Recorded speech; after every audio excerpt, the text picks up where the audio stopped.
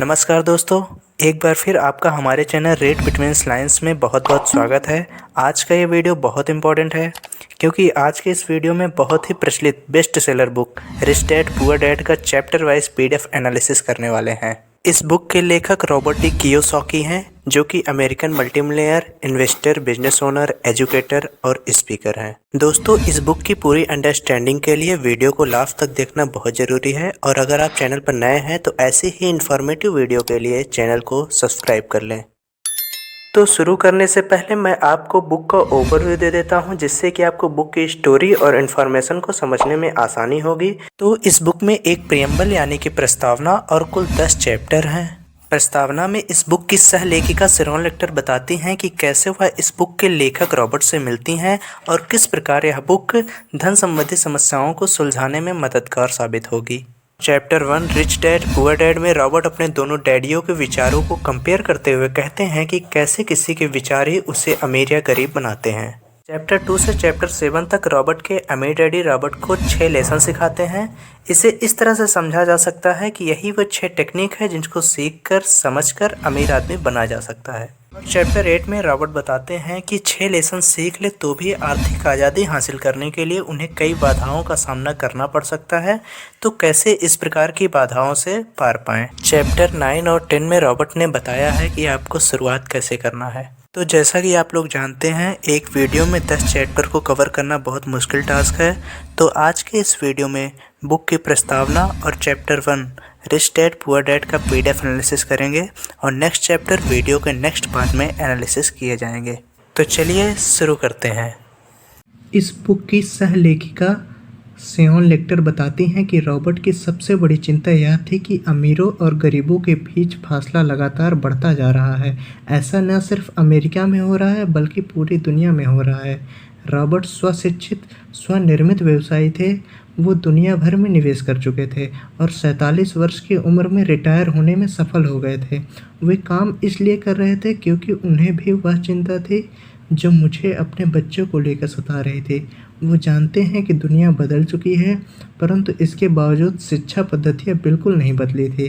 Robert के अनुसार बच्चे सालों तक दकियानुसी शिक्षा पद्धति में अपना समय गुजारते हैं और ऐसे विषय पढ़ते हैं जो उनके जीवन में कभी भी कहीं भी काम नहीं आने वाले हैं और ऐसी दुनिया के लिए तैयारी करते हैं जिसका अब नामो निशान भी नहीं बचा है। आज किसी भी बच्चे को जो सबसे खतरनाक सलाह दे सकते हैं वह यह है कि स्कूल जाओ, अच्छे नंबर लाओ और कोई सुरक्षित नौकरी ढूंढो।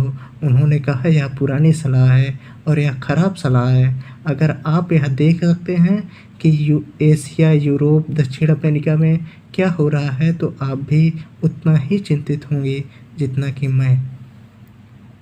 आगे शेरोन लेक्टर कहती हैं, परंतु ज़्यादातर लोग यह नहीं समझ पाते हैं कि ऐसा क्यों होता है। मैंने कहा उन्हें लगता है कि यह ठीक नहीं है। उसका जवाब था, इसीलिए तो बच्चों से यह कहना मूर्खता है, अच्छी शिक्षा प्राप्त करो। यह सोचना मूर्खता है कि स्कूल में दी जा रही शिक्षा से बच्चे उस दुनिया का सामना कर सकते हैं के लिए तैयार हो जाएंगे जिसमें वो कॉलेज के बाद पहुंचने वाले हैं। हर बच्चे को ज़्यादा शिक्षा की ज़रूरत है, एक अलग तरह की शिक्षा की, और उन्हें नए नियमों को जानने की भी ज़रूरत है, अलग तरह के नियमों को जानने की। धन के कुछ नियम होते हैं जिनसे अमीर लोग खेलते हैं, धन के कुछ और नियम होते हैं जिनसे बाकी 95% लोग खेलते हैं और ये 95% लोग उन नियमों को अपने घर और स्कूल में सीखते हैं। इसीलिए आजकल किसी बच्चे से यह कहना खतरनाक है, मन लगाकर पढ़ो, अच्छी नौकरी खोजो। आज बच्चों को अलग तरह की शिक्षा की ज़रूरत है और आज की शिक्षा नीति उन्हें कुछ मूलभूत बातें नहीं सिखा पा रही हैं। इस बात से कोई फ़र्क नहीं पड़ता कि क्लासरूम में कितने कंप्यूटर रखे हैं या स्कूल कितना पैसा खर्च कर रहे हैं। जब शिक्षा नीति में वह विषय ही नहीं है तो उसे किस तरह से पढ़ाया जा सकता है। आगे शेरोन लेक्टर कहती हैं कि एक माँ होने के नाते मुझे यह उम्मीद है कि यह पुस्तक सभी अभिभावकों के लिए फ़ायदेमंद होगी। रॉबर्ट लोगों को यह बताना चाहते हैं कि कोई भी व्यक्ति अगर ठान ले तो अमीर बन सकता है। अगर आप एक माली या गेट कीपर हैं या पूरी तरह बेरोज़गार हैं तो भी आप में खुद को, अपने परिवार के लोगों को धन संबंधी बातें सिखाने की काबिलियत है। यह याद रखें कि धन संबंधी बुद्धि दिमाग का वह तरीका है जिससे हम अपनी धन संबंधी समस्याओं को सुलझाते हैं। आज हम ऐसे विश्वव्यापी तकनीकी परिवर्तनों का सामना कर रहे हैं जिसका सामना हमने आज से पहले कभी नहीं किया। किसी के पास भी जादू की पुड़िया नहीं है, परंतु एक बात तो तय है, ऐसा परिवर्तन हमारे सामने आने वाले हैं जो हमारे यथार्थ से परे हैं। कौन जाने भविष्य हमारे लिए क्या लाता है, पर जो भी हमारे पास दो मूलभूत विकल्प मौजूद हैं। या तो हम सुरक्षा की राह पर चलें या फिर हम स्मार्ट बनकर खुद को धन संबंधी क्षेत्रों में शिक्षित करें और अपने बच्चों की धन संबंधी प्रतिभा को भी जागृत करें। अध्याय 1 रिच डैड पुअर डैड में रॉबर्ट कहते हैं कि मेरे 2 डैडी थे, एक अमीर और दूसरे गरीब। एक बहुत पढ़े लिखे थे और समझदार थे, वो पीएचडी थे। उन्होंने अपने 4 साल के अंडर ग्रेजुएट कार्य को 2 साल से भी कम समय में कर लिया था। इसके साथ वो आगे पढ़ने के लिए Stanford university, university of Chicago, north western university गए और यह सब उन्होंने पूरी तरह से स्कॉलरशिप के सहारे ही किया। मेरे दूसरे डैडी 8वीं से आगे नहीं पढ़े थे। दोनों ही अपने करियर में सफल थे, दोनों ने ज़िंदगी भर कड़ी मेहनत की थी, दोनों ने ही काफ़ी पैसा कमाया था, परंतु उनमें से एक पूरी ज़िंदगी पैसों के लिए परेशान होता रहा, दूसरा हवाई के सबसे अमीर व्यक्तियों में से एक बन गया।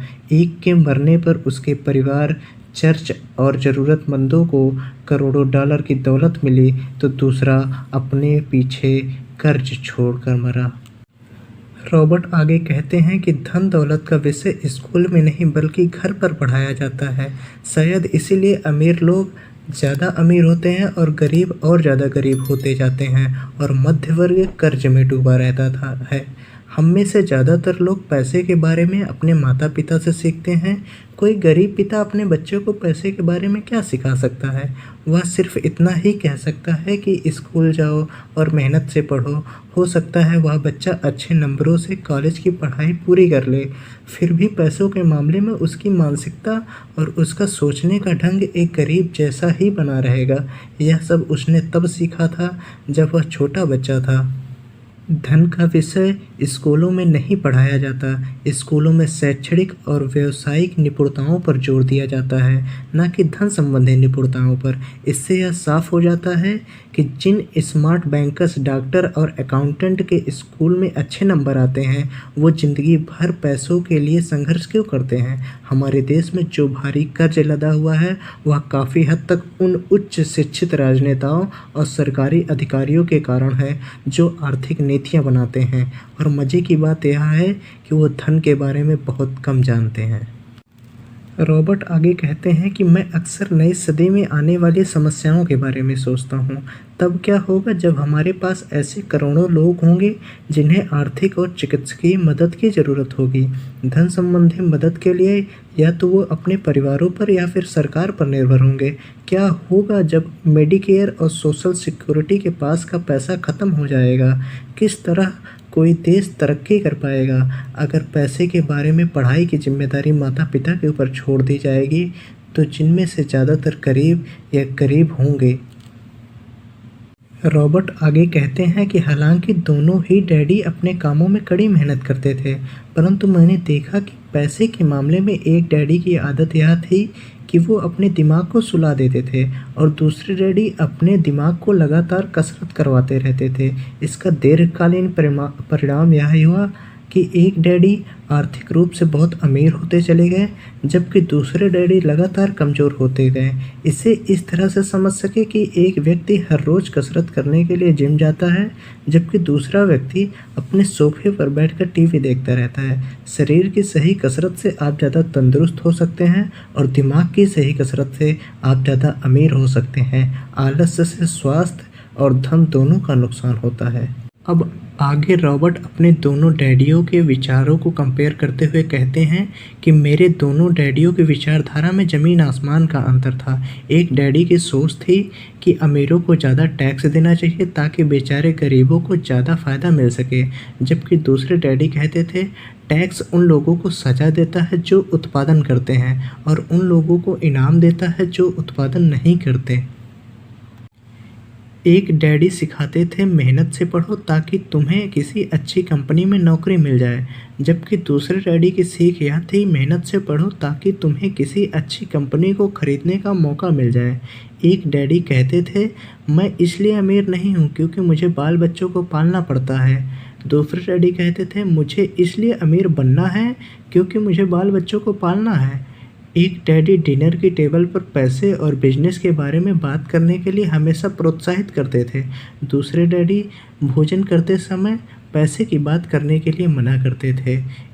एक का कहना था जहाँ पैसे का सवाल हो सुरक्षित कदम उठाओ, खतरा मत उठाओ।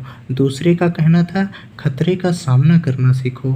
एक का मानना था हमारा घर ही हमारा सबसे बड़ा निवेश और हमारी सबसे बड़ी संपत्ति है। दूसरे का मानना था मेरा घर मेरा दायित्व है। अगर आपका घर आपकी नज़र में आपका सबसे बड़ा निवेश है तो आप गलत हैं। दोनों ही डैडी अपने बिल समय पर चुकाते थे, परंतु उनमें से एक सबसे पहले अपने बिल चुकाता था जबकि दूसरा सबसे आखिर में।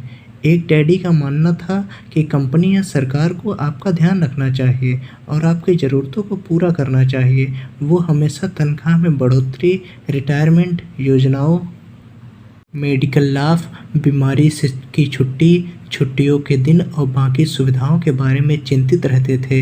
वो अपने दो चाचाओं से बहुत प्रभावित थे जो सेना में चले गए थे। 20 साल के सक्रिय जीवन के बाद उन्होंने अपने रिटायरमेंट और जीवन भर के आराम का इंतजाम कर लिया था। वो मेडिकल लाभ के विचारों को पसंद करते थे और सेना द्वारा अपने रिटायर्ड कर्मचारियों को दी जा रही सुविधाओं को भी तारीफ़ करते थे। उन्हें विश्वविद्यालय का टेन्योर सिस्टम भी काफ़ी पसंद था। कई बार नौकरी से आजीवन मिल रही सुरक्षा और नौकरी के लाभ नौकरी से ज़्यादा महत्वपूर्ण हो जाते हैं। वो अक्सर यह कहते थे मैं सरकार के लिए बहुत मेहनत से काम किया हूँ और इसके बदले में मुझे भी ये लाभ मिलने चाहिए। दूसरे डैडी पूरी तरह से आर्थिक स्वावलंबन में विश्वास करते थे। वो सुविधाभोगी मानसिकता के विरोधी थे। वो यह मानते थे कि इस तरह की मानसिकता लोगों को कमज़ोर और आर्थिक रूप से ज़रूरतमंद बनाती है। उनका दृढ़ विश्वास था कि आदमी को आर्थिक रूप से सक्षम होना चाहिए। एक डैडी कुछ डॉलर बचाने के लिए परेशान रहे, दूसरे डैडी एक के बाद एक निवेश करते रहे। एक डैडी ने मुझे बताया कि अच्छी नौकरी तलाशने के लिए अच्छा बायोडाटा कैसे लिखा जाए। दूसरे ने मुझे यह सिखाया कि कैसे मजबूत व्यावसायिक और वित्तीय योजनाएं लिखी जाएं जिससे मैं नौकरियां दे सकूं। और अध्याय 1 रिच डैड पुअर डैड के लास्ट में रॉबर्ट कहते हैं पैसा एक तरह की ताकत है परंतु इससे भी बड़ी ताकत है वित्तीय शिक्षा। पैसा तो आता और जाता रहता है परंतु अगर आप यह जानते हैं कि पैसा किस तरह से काम करता है तो आप ज़्यादा ताकतवर हो जाते हैं और आप दौलत कमाना शुरू कर सकते हैं। केवल सकारात्मक चिंतन से ही समस्या हल नहीं हो सकती क्योंकि ज़्यादातर लोग स्कूल में पढ़ते हैं और वहाँ वो कभी यह नहीं सीख पाते कि पैसा किस तरह से काम करता है, इसलिए वो पैसे के लिए काम करने में अपनी सारी ज़िंदगी बर्बाद कर देते हैं। रॉबर्ट आगे बताते हैं कि मेरी शिक्षा जब शुरू हुई तब केवल 9 साल का था और इसी कारण मेरे अमीर डैडी ने मुझे जो पाठ पढ़ाए थे वो बहुत आसान थे और सारी बातों को छोड़कर विचार किया जाए तो उन्होंने मुझे 30 सालों तक कुल 6 महत्वपूर्ण पाठ पढ़ाए। यह पुस्तक उन्हीं 6 पाठों के बारे में है और इसे भी उतना ही आसान बनाने की कोशिश की गई है जितना कि मेरे अमीर डैडी ने इन्हें मेरे लिए आसान बनाया था। यह पाठ आपके लिए जवाब की तरह नहीं लिखे गए हैं बल्कि मार्गदर्शक की तरह लिखे गए हैं।